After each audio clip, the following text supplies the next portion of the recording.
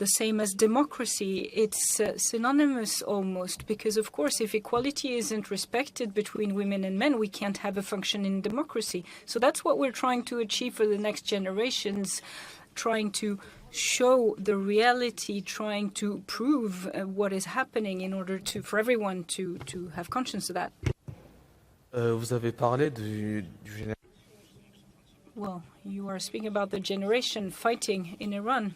Well, we are quite lucky, my sister and I, because today we're not in Iran, we're in France. Today we're in Oslo, and we have a quite peaceful life. We're in exile outside of Iran, so we do not suffer from the repressions. We did before, but not anymore.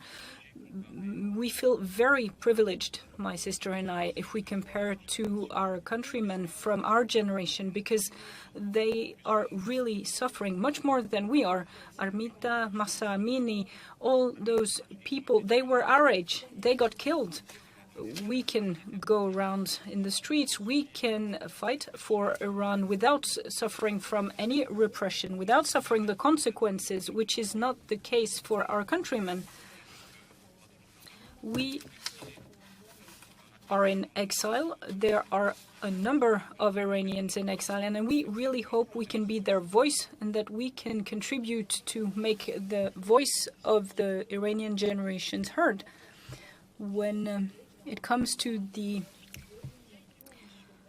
uprising in Iran, well, the whole world was a witness to that, and my brother said it. I was really touched by it because, of course, an uprising in France is one thing, in Iran is another thing. We don't risk prison, we don't risk being killed, we don't risk being arrested if we take to the streets in France.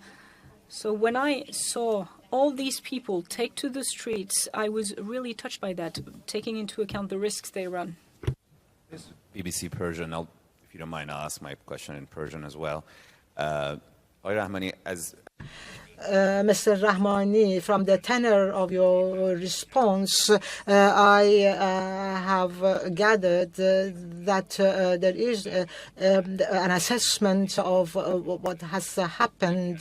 The political groups, have they been able to help the movement? Have they worked against the movement? And what the effects have been? And also the Nobel Prize, is it going to change the source of it? Can it create a direction to go towards human rights activists or not? And I know that the children do not want to speak Persian, but make an exception. Just say something about your mother, which has not been said up to now. If somebody wants to know your mother better, what kind of a mother was she during the years that you were with her and during the years that you have not been with her? Can you tell us something about her character, about her relationship with you, so that we can know your mother better, especially as it relates to her relationship with you?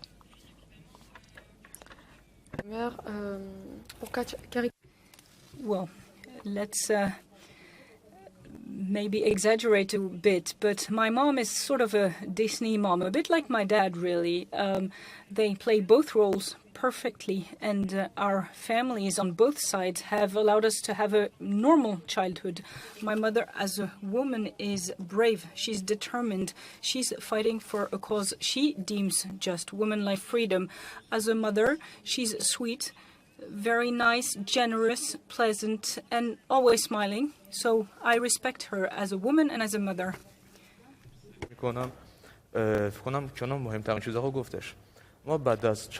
After we were 4 years old, the security forces came and they arrested our father, and we realized that we will not have the normal situation in our family. And as my sister said, my parents, our parents, were always a very good mother and father. They always helped Iran, but they always took care of us.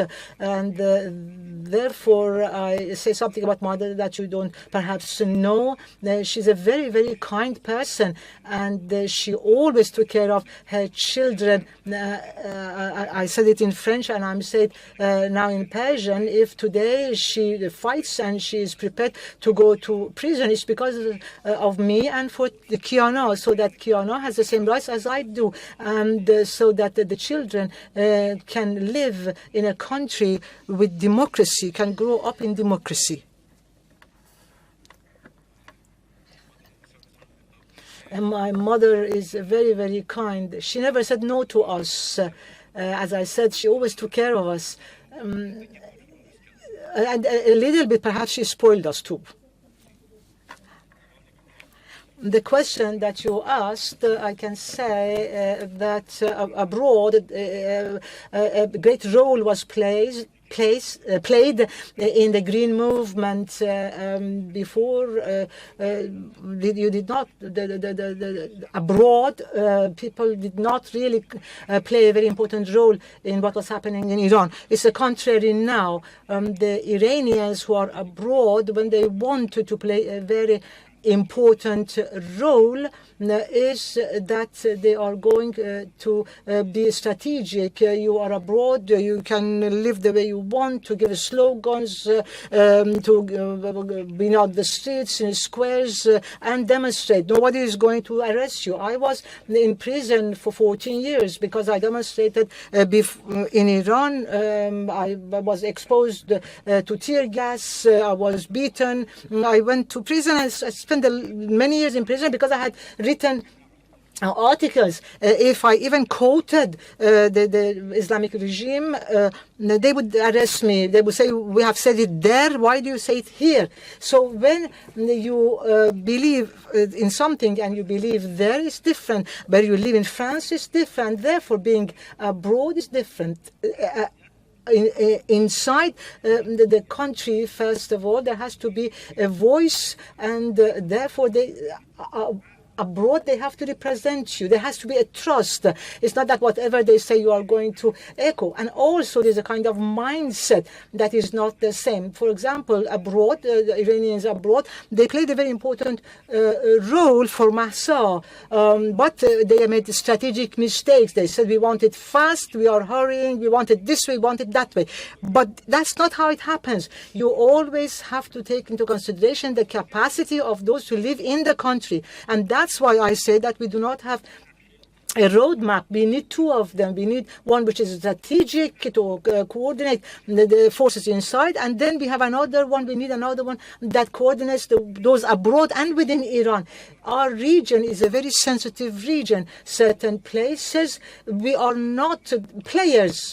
They make decisions and they make our situation worse. For example, the United States, what does it do? It attacks Iraq, and it makes the situation worse for us. And Trump goes out of the nuclear deal and things become worse for us. And therefore, that's what we go through. The forces that are abroad, they can accompany strategically the forces that are inside Iran. Because what happens, it happens within Iran, on the streets in Iran. They don't happen in London and in Washington. And therefore, there has to be coordination. And also, the other thing is that So, please be brief in your answers. I will say it briefly then. Abroad, those who are abroad can do, first of all, raise their voice, then they can create representation. And the third thing is that to coordinate strategically with those who are inside the country.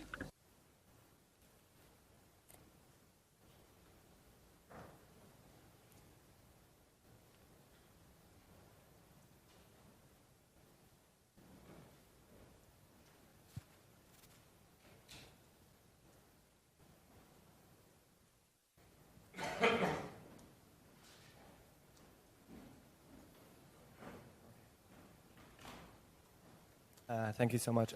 My name is Omid Memarian, and I'll ask my question in Persian too. My question to you is from your children, that throughout these years, both your mother and father were political activists. They both experienced imprisonment, and activists usually decide early on what they want to do. But what about the children? They don't have a choice. They endure a lot of suffering because of the choices their parents have made. And I can see I know how difficult it is for your mother, but at the same time, I know how difficult it is for you children.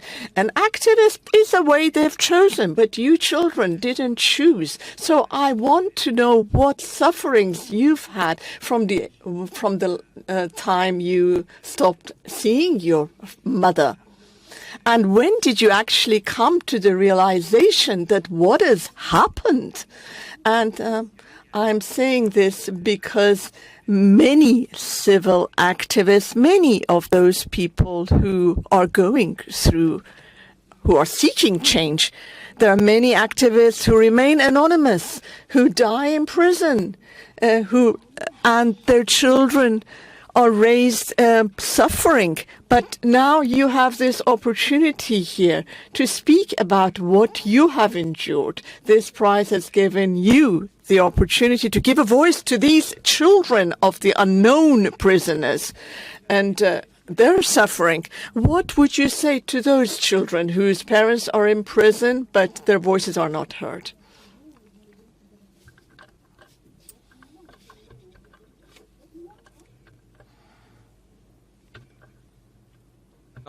I'd like to say that I admire those children very much. I can't say I'm proud because I'm no one to say I'm proud of them. I can just admire their determination. You have said that it's difficult for us because we have not chosen this life. But I chose it. I chose it from the age of 4 and I accepted it. As I said before, and I'll repeat it, I have the privilege of living in a very developed country. I have an extraordinary family. My parents are political activists, but they took good care of us. Of course, they weren't always there, but when they were, they always did their best. And for us, that's enough. The Iranian people has suffered a lot, and life isn't easy. We will always do our best, and I think my mother and my father really have done well. Personally, what I would really like to do, what's the most important to my eyes, is that I should do my best about what's happening in Iran to children our age. I will never say I'm an ambassador. My mother wouldn't say so either. But as an Iranian in exile, as a militant, we will always do our best to be their voices and speak up about what's happening. Well, I think the most important things have been said by my brother, and he said it very well. We can't complain, really. We have had a good life. Our parents have played their roles marvelously well. We were lucky because we were very small when it happened. Our brain wasn't really developed. We never really realized what happened. Of course, when we grew up, we missed our mother, but we will always respect her choices and we will always support her because all we have is really our family. Bonjour, Pierre Dehaet de l'Agence France Presse. Pierre Dehaet from Agence France Presse.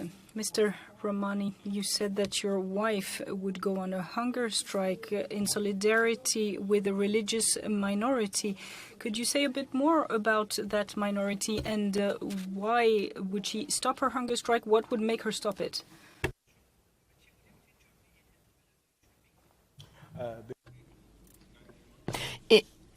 In Iran, based on the constitution, discrimination has been institutionalized. Iranian government is a Shiite Muslim government. It's a theocracy. And it's an autocracy. And we are being ruled by the clerics. The Sunnis, they're Muslims. And there are considerable numbers of in Iran. Maulana Abdul Hamid is an imported Sunni imam in Iran. They're high-ranking clerics, and they're not free. and they have been deprived in Iran. So any cleric that has power has to be a Shiite cleric. So at the moment, even their wealth has been confiscated, whether they're Baha'is or there are many Baha'is whose leaderships have been imprisoned. They have done their best to interact, to have a dialogue with the Islamic regime in order to make life easier for the Baha'is. Mrs. Mahfashi Sabit, for instance, she's still in prison. For 10 years they've been in prison. But Mrs. Sabit, she should be out. She needs a medical treatment. And she has been very much harmed. And Mrs. Sabit wrote a beautiful article that the Islamic Republic does not allow us to live, does not accept that we are credible citizens. They have even confiscated their houses, their homes. The Mrs. Sabit's home has been confiscated. I don't know where in religion it says that you have the freedom to go and confiscate people's houses. It's the first time the Baha'is in Iran are have adopted a political stance. But now these two Baha'i ladies, they also joined the Women Alive Freedom Movement, and it's now that Narges has been winning the prize. Narges has joined these two ladies in the hunger strike. And she said that I will start my hunger strike on the day that I am being granted this prize, perhaps, and then the world will hear more about it. Yes, Mrs. Mahfash Sabit really needs medical treatment. She has been in prison for 10 years. She's an old lady. She has also been subjected to solitary confinement. I have been subjected to solitary confinement. I know what you suffer psychologically and physically when you are in solitary confinement. We need the world to pay attention. And it's not just the Baha'is, but Sunnis as well. But the Baha'is, they're under even greater pressure because they're not even mentioned in the constitution of the Islamic Republic of Iran. So I apologize to those of you who were not allowed to ask questions. I also understand that you two want to read a short statement on behalf of your mother. Is that still the case? This is a statement from Narges to you as journalists. Ce sera moi. Merci.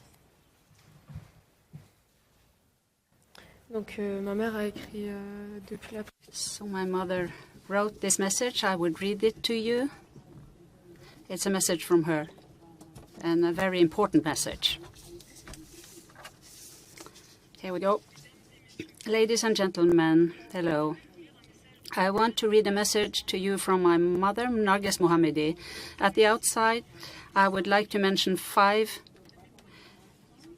dear colleagues co-detained from the world of journalists: Nilufar Hamedi, Ali Mohammadi, Vida Rabbani, Saïdeh Shafihi et Nassim Sultan Biji. The darkness and corruption stemming from the suppression of free information and publication are part of the history of Iranian suffering. Conversely, and during the detention and imprisonment of journalists and the confiscation of the press, along with their continued activities, are part of the struggle and resistance of the Iranian people. In just the past year and within the Women Life Freedom Movement, according to statistics released by domestic media, up to now, 100 journalists have been detained in the country. This suppression began with the founding of the despotic government and in the first 20 years of the religious government. At least 250 media outlets were confiscated and 800 journalists were detained, summoned and imprisoned. The truth is that in the conditions of the suppression of Iranian society, international media has played a very important and influential role in conveying the voice of dissenters, protesters and human rights defenders to the world. Iranian society needs global support, and you, journalists and media professionals, are our greatest and most important allies in the difficult struggle against the destructive tyranny of the Islamic Republic government. I sincerely thank you for your efforts, for all you've done for us. Narges Mohammadi, Evin Prison, greetings. Thank you so much. The press conference is then over. Thank you for attending.